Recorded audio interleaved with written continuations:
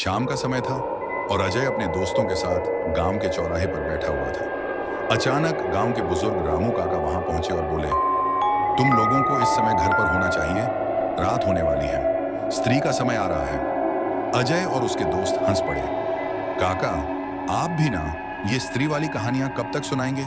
अब तो जमाना बदल गया है, अजय ने कहा। रामू काका ने गंभीर होकर जवाब दिया, बेटा, ये मजाक नहीं है। स्त्री का नाम सुनते ही अच्छे अच्छे डर जाते हैं। ये रात को आती है और सिर्फ मर्दों को ही उठाकर ले जाती है। अजय ने खुद को साबित करने की ठानी। उसने अपने दोस्तों से कहा, आज रात मैं गांव के श्मशान के पास वाली पुरानी हवेली में जाऊंगा। देखते हैं ये स्त्री क्या कर सकती है। उसके दोस्त भी हंसते हुए उसका साथ देने के लिए तैयार हो गए। रात के 12 बजे अजय और उसके दोस्त हवेली के पास पहुंचे। हवेली खंडहर में तब्दील हो चुकी थी। चारों ओर घना अंधेरा था।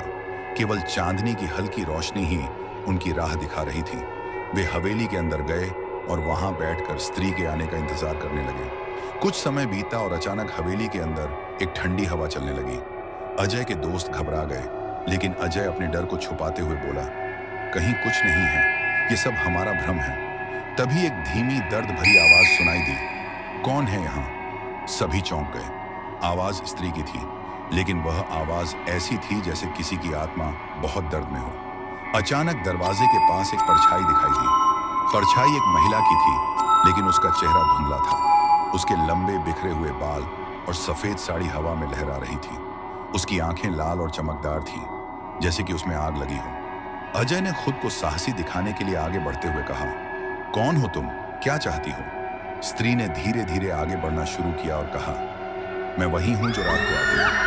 तुमने मेरी चुनौती दी है, अब तुम मेरे साथ चलो। अजय के पैर मानो जमीन में फंस गए। उसके दोस्त भागने लगे, लेकिन अजय की आंखें स्त्री की लाल आंखों में अटक गईं। एक अजीब सी शक्ति ने उसे जकड़ लिया था। वह चाहकर भी अपनी जगह से हिल नहीं पा रहा था। अचानक स्त्री ने एक जोरदार चीख मारी, जिससे हवेली की दीवारें भी कांप उठी। अगले ही पल अजय का शरीर हवा में उठा और वो हवेली के दरवाजे की ओर घसीटते हुए ले जाया गया।